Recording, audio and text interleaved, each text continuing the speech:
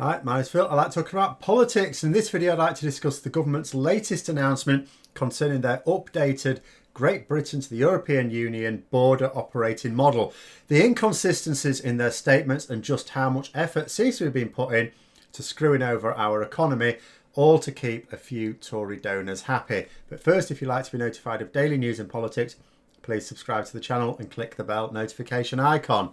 So one of the main take-homes from this really is that the system the government have come up with in order to deal with the border issues is one, incredibly complicated, which means that lots of things will go badly wrong. And two, not even close to being ready, which means even more things that will go badly wrong. But before I get into some of the main points of interest, I couldn't let this pass. So I was reading the document, which I'll link in the description below, of course, if you want to. It's very dull and boring, I have to say. But as Michael Gove says, if you are someone who imports or exports, you're going to need to read it. It's very dull. But I was reading it, I kid you not. And bear in mind, this is all related to Brexit. I saw mention in the systems, and there's like this chart that shows you how systems link up. And there's one there called Unicorn. I looked into it. Turns out this is a database used by DEFRA. It does predate Brexit, so it's just a coincidence. Either that or they had a civil servant that is a prophet. But I thought, that one stood out to me. But anyway, in terms of what's really in the document as a matter of interest. So there were a few curious inconsistencies I noted at first. So in promoting the document, so first of all, you've got the website that sort of promotes it before you get into the document itself. And there was this paragraph in it. It said that this document announces that passports will be required for entry into the UK from October 2021, so not January, October 2021, as the government phases out the use of EU, EEA and Swiss national identity cards as a valid travel document for entry into the UK. Okay, fine. Identity cards are amongst the least secure documents seen at the border, and ending their use will strengthen our security as the UK takes back control of its borders at the end of the transition period.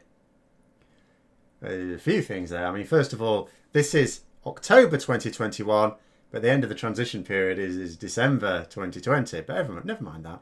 There were still a couple of things I will point out though. One, if identity cards are not very secure, why is Boris Johnson intending them to be used for future elections to combat a fraud problem, which doesn't actually exist, by the way?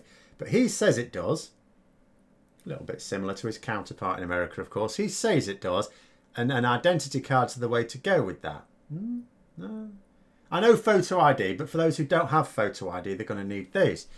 Secondly, if the intention, this was the key one for me, if the intention is to strengthen our security, because that's what this is about, strengthen our security. Okay, why are we currently on course to cut ourselves off from the EU databases that would allow us to check the criminal history of people who pass into the UK? We're going to be completely without that data. We're not going to have a clue about anyone's records as they pass into the country. Also, if we're so bothered about security at the borders, why is this line in the document? It says UK safety and security declarations will not be required on imports for the first 6 months. Now, I noted that it said safety and security declarations will be required on exports. So the EU is not at all allowing those to be ignored. They're not weakening their borders for the sake of Brexit. So why are we? And why are we doing so whilst pretending that we're somehow strengthening our borders when demonstrably we are weakening them? It also says that there will be physical checks of high-risk live animals, high-priority plants and plant products. Yeah, of course, there has to be by law. Now, what I'm not clear on is how we're going to do this when the government don't have the facilities in place to carry out those checks. They've just announced some more money to build the facilities to do these checks, but they've just announced the money. So that means that the bidding process has only just begun. So how on earth can that possibly be ready in less than 3 months? And although in this document there's various things that are going to come online in April 2021 and in July 2021, as well as October 2021, This has to come online, well, technically 11 p.m. on the 31st of December 2020 in the UK, but, you know, it'd be midnight Central European time. Now, the document also provided some official details of the lorry parks being built around the country.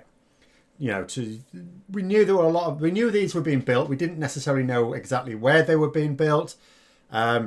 Not as many as really is needed, because I say, for example, I live near Hull, which is a port, and I know that port authorities there, apart from not really being told anything by the government, knew that there was supposed to be a site for a lorry park there.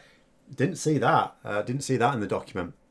But there were a few, with some more potentially to follow later. And the idea, of course, is to avoid congestion on the roads. You're going to have a load of lorries stuck somewhere. The government really don't want them stuck on the roads, which, you know, is understandable. I also saw a report, you know, about this that I think we'll need to save for later. So it was a quote from Michael Gove, who said, "If things do go wrong, then, to paraphrase Rag and Bone Man, put the blame on me." All right then, Mr. Gove. I'm going to remember that one. Then, so the main sites for these lorry parks, so the government intends to, and they intend these to be up and running for January. There are other ones that are going to be up and running later on, but for January.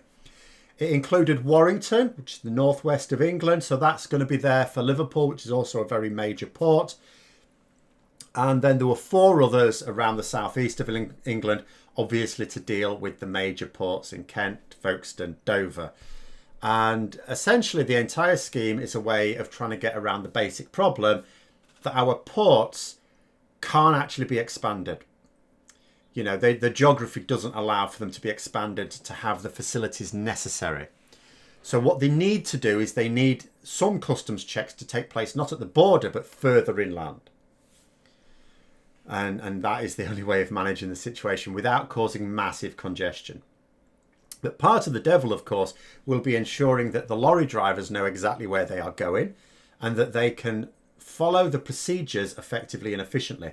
Now, these procedures are not all fully in place yet, so they've not really been able to read up on them as much as they would like. This document provides some more information. And again, the fact that we do not have a well thought out, streamlined system for this, what it is it's a ramshackle heap of different systems. It was like, oh, we need to do this thing. Right, design a system for it. Oh, we need to do this thing as well. Right, design a system for that. So we've designed systems for all these things. Instead of thinking, right, at the start, they should have just got out a big piece of paper and said, what are all the things we need to do? Right, let's design a system that does all this. No, lots of different ones that then Michael Gove bolts together with his socket set. Now, I could draw a parallel here with the government's COVID response and ask, seriously, on what basis do we imagine that a greater level of competence will be attached to Brexit than was attached to COVID? But in actual fact, there is potentially some scope for this to go a little bit better, because with COVID, there is political advantage for Cummings, Gove and Johnson in messing things up. Because while that emergency is deep and is prolonged, they get to keep their emergency powers that they are using to bleed the country dry and to install their stooges at the head of every part of the infrastructure of the country. With Brexit, it's different. It's not in their political interest for that to go badly wrong. In fact, they would like it to go as smoothly as possible. It cannot actually go smoothly, but they want it to go as smoothly as possible. It's in their interest. So whatever happens in January will be as a result of their genuinely best efforts. For themselves, still, not the rest of us, for themselves. Now, we have more systems than would be needed if they'd been planned properly from the start, as I say. We have systems that aren't even being tested right now. There are systems that are not being tested. And the last I heard, but that was about a month ago, there were some systems still not being built yet. I do not know for certain that there are still systems needing building. I can suspect, but I don't know. What I do know is there are some not being tested. And yet we're supposed to have these up and running in 3 months' time. Because I'm not talking about systems that will be needed later on next year. I mean for January. And not only that, but they need to be up and running, and everyone who needs to use them needs to be fully familiar with them. They need to be used to them. They need to know what they're doing. We have customs infrastructure funding announcements this week. which means that the facilities that that money is needed for, which is for January, they need to get the bids in still. Contracts still need to be awarded. Then you need to begin using that money, building, getting electricity in, phone lines, plumbing, etc. Then when the actual buildings are ready, then you need to get in your IT equipment, your staff, and you'll need all this set up and running by December. It's not happening. That's not happening. You're having a laugh. Of course you are. But there it is. That is the situation now. I hope you found it interesting. If you did, don't forget to click the like button. If you'd like to support the channel further, please also click the Patreon link for details. And until next time, I'll see you later.